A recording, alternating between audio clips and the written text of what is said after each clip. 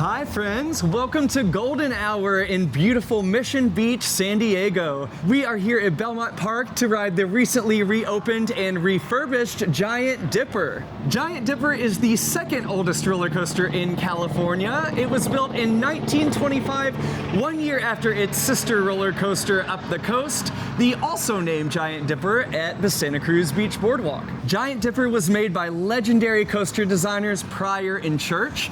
It has a wooden twister / out and back layout, and it's 73 feet tall and 55 miles per hour with 2,600 feet of track. And in case you didn't do the math earlier, that means that this roller coaster is 101 years old. And we have ridden it a few times in the past where it feels like it's 101 years old. But weren't you saying that it's just had a refurbishment? Yes, actually, it just reopened. GCI replaced 260 feet, 10% of the track on the far fan turn, referred to by locals as the Starbucks turn.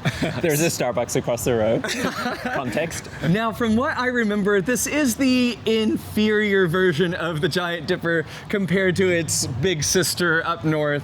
However, this is just such a great classic coaster and an amazing setting. Yeah, for sure. And it has a fantastic little dark section at the start. Yes, the first thing you do when you exit the station is go through a pre-lift tunnel. All right, well, the sun is setting, so let's go get a golden hour ride on the Giant Dipper. Let's do it. So when it comes to admission here at Belmont Park, you've got a couple of options. You can either buy an unlimited ride wristband, which is $44.95, or you can buy individual ride tickets. But to be honest with you, unlike its sister park, the Santa Cruz Beach Boardwalk, here at Belmont Park, there's not really too much that we're interested in doing other than the Giant Dipper coaster itself. So we purchased 4 individual rides on the Giant Dipper, where they give you this little card to scan at the ticket booth when you get to the front entrance of the ride. To do the Giant Dipper, it's $8 per ride. More than worth it, in my opinion. I understand that they're trying to get you to splurge on the unlimited pass, but it would be nice if the tickets were just a little bit cheaper, or at least they got cheaper the more you purchase, because 2 rides at $16 is doable, but after that it's starting to get a little crazy, and I want to ride this thing more than twice. But clearly there are plenty of people who decided to splurge for that unlimited pass, because there are a ton of kids just running circuits around this station, getting off and getting on and getting off and getting on.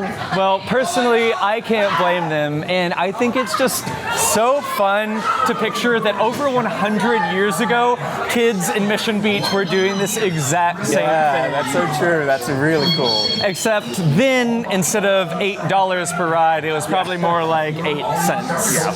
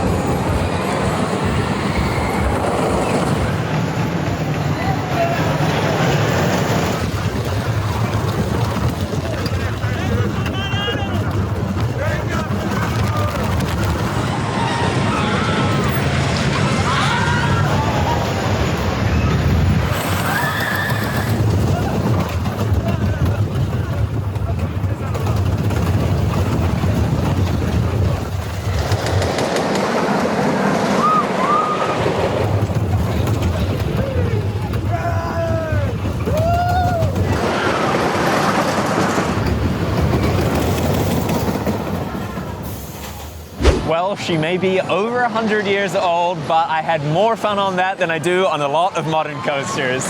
What did you think, Daniel? Oh my gosh, I feel exactly the same way. She's running smooth, fast, and furious for a 101-year-old coaster.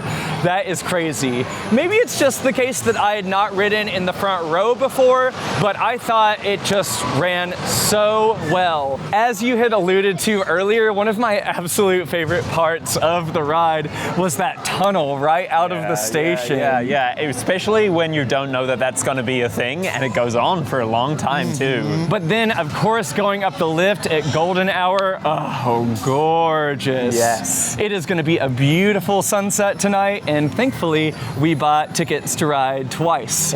So more to come. But that first drop is really fun. In the front row, you are hanging over the top, and then as soon as the rest of the train catches up with you, you're being pushed into that banked fast curve turnaround at the bottom of the drop, up into the second highest part of the ride through a double down. Not much airtime on the double down. We'll see if that changes when we ride in the back of the train. Then after the double down, you rise into the Starbucks turn. Yeah, and you can tell that that is the new part of the ride because it's got all fresh cut wood around it.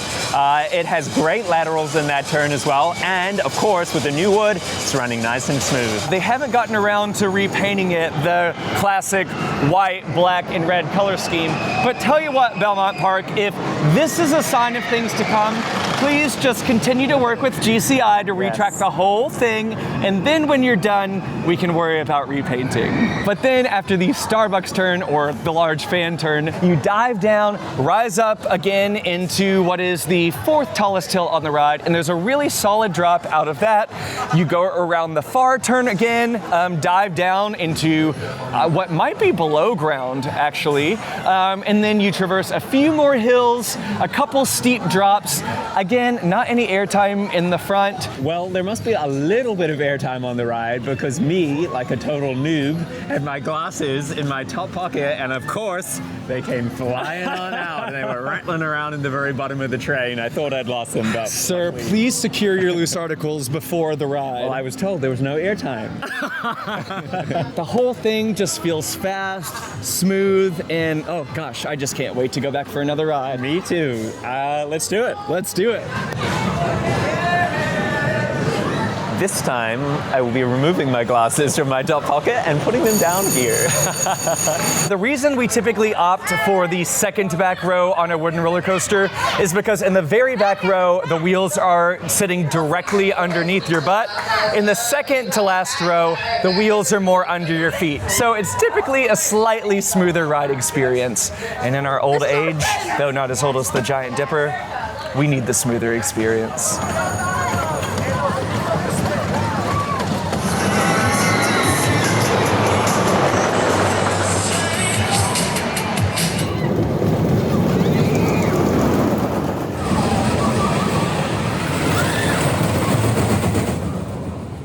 Boy, oh boy, the Giant Dipper, 101 years old. We just rode it at sunset in the second to back row.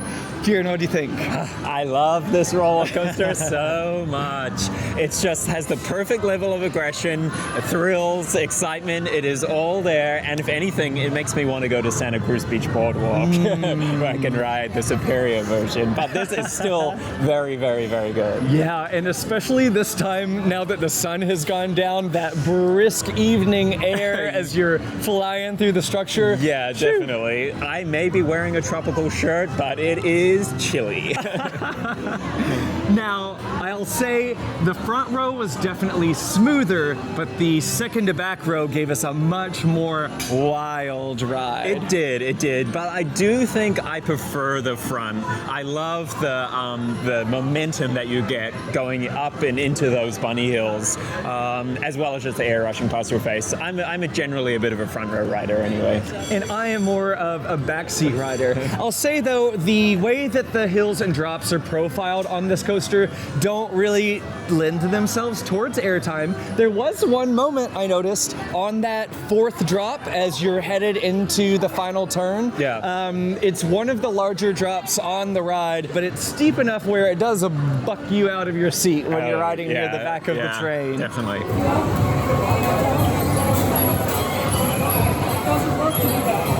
Well, we came, we saw, that we conquered the Giant Dipper, and that will bring our quick visit to Belmont Park to a close. It will for now, but we often are driving down to San Diego, and this is a must stop. So if you're doing the same thing, definitely come here to Belmont Park.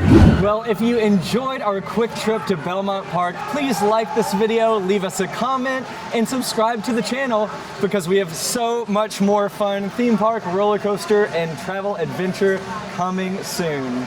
See you next time. Bye.